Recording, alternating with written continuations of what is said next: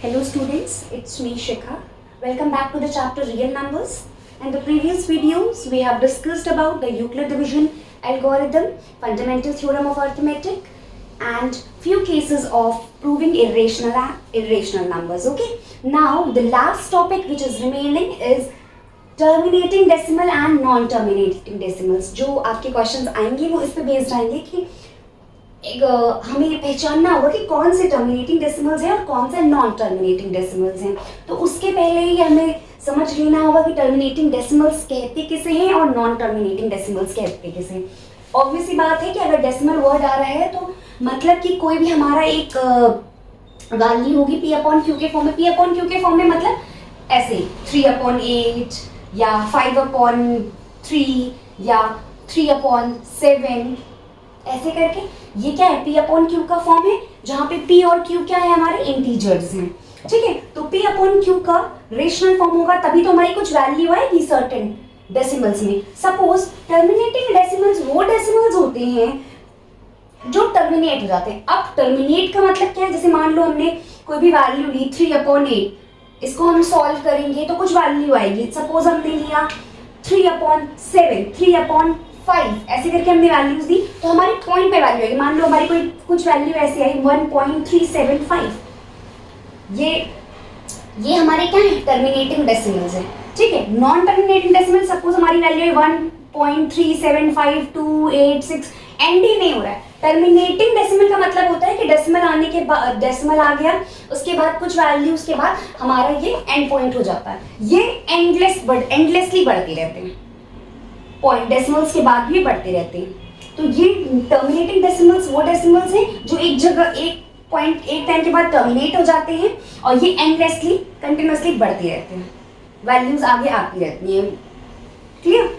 अब हम सबके एग्जाम में अगर हमें क्वेश्चंस आए तो हम सबको तो डिवाइड करने नहीं बैठ जाएंगे। अगर मान लो हमारा ये छोटा सा वैल्यू 3/8, इसको तो चलो हम डिवाइड कर भी लेंगे, लेकिन सपोज ये वैल्यू 77/210, 129/25, 2 की पावर 2, 5 की पावर 7, 7 की पावर 5। अब अगर इसमें हमें पहचाना है तो हम डिवाइड करने तो नहीं बैठ जाएंगे। तो हमारा एक बेसिक सा कंसेप्ट है कि हमें अगर पहचानना है कि टर्मिनेटिंग डेसिमल्स होते क्या हैं, तो टर्मिनेटिंग डेसिमल्स निकालने के लिए हमें किसी को किसी से डिवाइड करना होगा। तो उसकी टर्मिनेटिंग डेसिमल की कंडीशन ये होती है जो हमारा डिनोमिनेटर होता है q, वो 2n और 5m के फॉर्म में होगा। डिनोमिनेटर जो होगा वो 2n × 5m के फॉर्म में होना चाहिए। क्लियर? और इसमें नहीं होगा, इसमें जो डिनोमिनेटर जो हमारा q होगा वो 2n × 5m के फॉर्म में नहीं होगा। अब कैसे हम ये बताएंगे? क्वेश्चंस के हेल्प से। ये कंडीशन हमने लिखी टर्मिनेटिंग की कि क्या होता है? q हमारा 2n × 5m के फॉर्म में होता है। पावर सेम होनी चाहिए। ठीक है, 2 वो हम बना लेंगे पावर सेम। अब हम देखते हैं 3/8 को हम देखते हैं कि ये किस में आ रहा है। ये 2n × 5m के फॉर्म में आ रहा है या नहीं आ रहा है। ठीक है, अब मैं ऐसे पहले क्या करेंगे, डिनोमिनेटर जो है उसके एलसीएम ले लेंगे, फैक्टर्स ले लेंगे। तो ये ऐसे आएगा 3/2 की पावर क्यूब, 2 2 4 4 2 8। ठीक है, अब मैं कह रही हूँ कि टर्मिनेटिंग डेसिमल है। अब आप देख रहे होंगे कि ऐसे 2n का तो फॉर्म मिल रहा है बट 5m का फॉर्म नहीं मिल रहा। तो क्या करेंगे हम इसे 5m का फॉर्म बना लेंगे। 2n × 5, जितना मैंने कहा था नीचे मल्टीप्लाई करेंगे उतना ही ऊपर करेंगे, तो मुझे मिल गया 2n और 5m का फॉर्म। और हमने पावर सेम क्यों बनाई? यहाँ पे आप लोग कहेंगे n और 5m की पावर अलग अलग है, इसलिए सेम बनाई क्योंकि देखिए हमने एक लॉ पढ़ा था an × bn को हम ऐसे लिख सकते हैं ab की पावर n। तो 2n × 2 की पावर 3 × 5 की पावर 3 को हम ऐसे लिख सकते हैं 2 × 5 की पावर 3, तो 10 की पावर 3 हो जाएगा। अब 10 से कोई चीज डिवाइड करनी हो तो हम इजीली पॉइंट लगा लेते हैं, इसीलिए मैंने कहा कि पावर हम सेम बना लेंगे। क्लियर? अगर पावर यहाँ पे मान लो सपोज यहाँ पे पावर 2 होती, वो भी केस अभी मैं कराऊंगी। ठीक है, वो केस आगे है, मैं कराऊंगी अभी। तो ये समझ में आ गया, हमारे यहाँ पे सिर्फ 2 क्यूब था तो मैंने 5m का फॉर्म बनाने के लिए क्या किया, 5m को मल्टीप्लाई कर दिया, 5m को डिवाइड कर दिया, तो हमारा डिनोमिनेटर 2n और 5m के फॉर्म में है। अब आप इसे सॉल्व करेंगे नहीं, आप इसको ऐसे नहीं लिखेंगे 10 की पावर ये और ये सब नहीं करेंगे, नहीं, बस हमें फॉर्म नहीं किया, डायरेक्ट लिखेंगे it is a terminating decimal. Clear. अब आते हैं सेकेंड क्वेश्चन में, 13/125, ये है हमारा दूसरा क्वेश्चन, 13/125। अब 125 किसका क्यूब होता है, 5 का क्यूब होता है, ठीक है।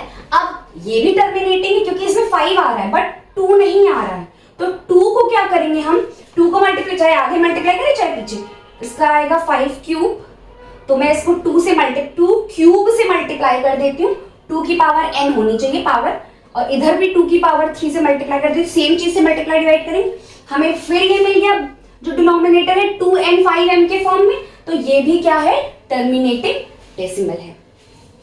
अब आती है 23/, ये तो हमें डायरेक्ट ही दिख रहा है, 2 cube into 5 square, 2n 5m का फॉर्म में डायरेक्ट भी लिख दो, लेकिन अगर ऐसे पावर सेम करेंगे तो क्या करेंगे, यहाँ पे 5 की पावर 2 है, 3 लाने के लिए क्या करेंगे, एक 5 की पावर 1 से मल्टीप्लाई करेंगे, एक 5 की पावर 1 से मल्टीप्लाई करेंगे ऊपर, ताकि देखो बेस सेम है, 5 की पावर 2 5 की पावर 1, बेस में पावर ऐड हो जाएगी, तो यहाँ क्या आएगा 23 इंटू 5 की पावर 1 लिखो चाहे 5 लिखो, upon 2 cube into 5 cube, 2m into 5n की 2n इंटू 5m की पावर आ गई, it means this is a terminating decimal.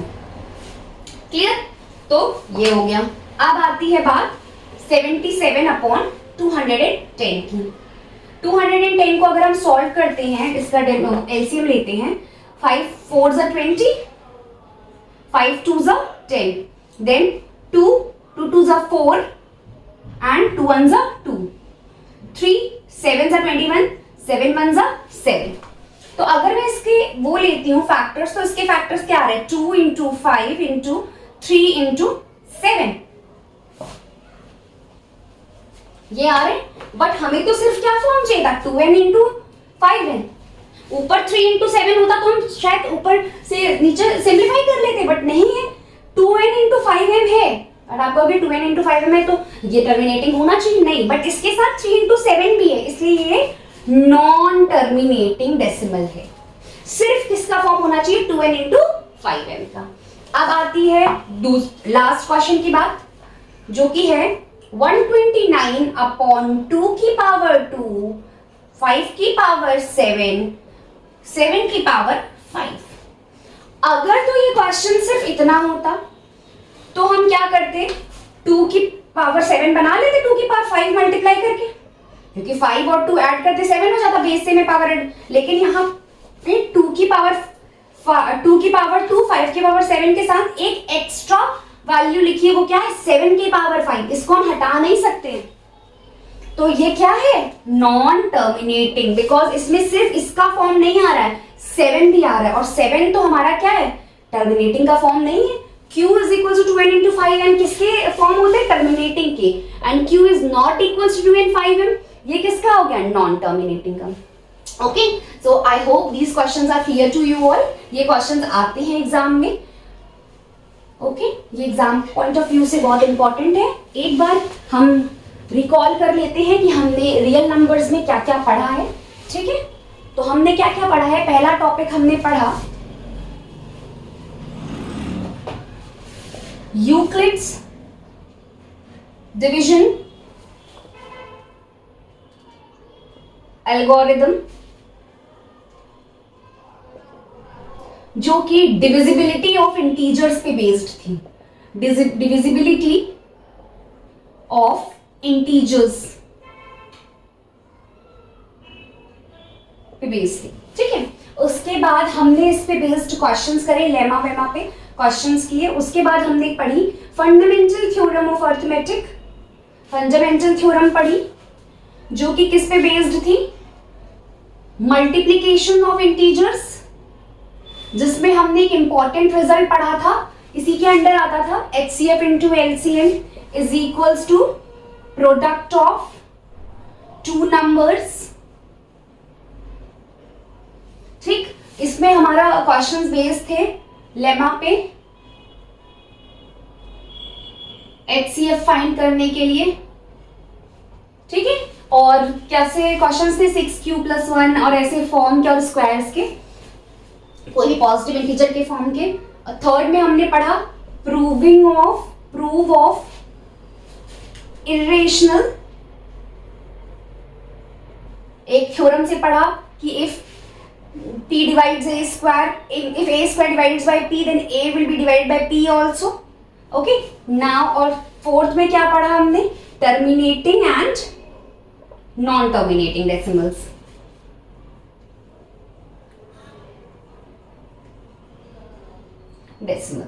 Okay, तो ये 4 चीजें हमने इस चैप्टर में पढ़ी। इस पे बेस्ड हमने क्वेश्चंस करे, आप लोग भी इस पे बेस्ड क्वेश्चंस करिएगा। अगर कोई प्रॉब्लम होगी तो आप कमेंट सेक्शन में मेंशन कर सकती हैं अपनी प्रॉब्लम को, तो हम एक नई वीडियो बना सकते हैं अपने डाउट सेशन की। ओके, तो I hope all the topics are clear to you all. Okay, so thank you.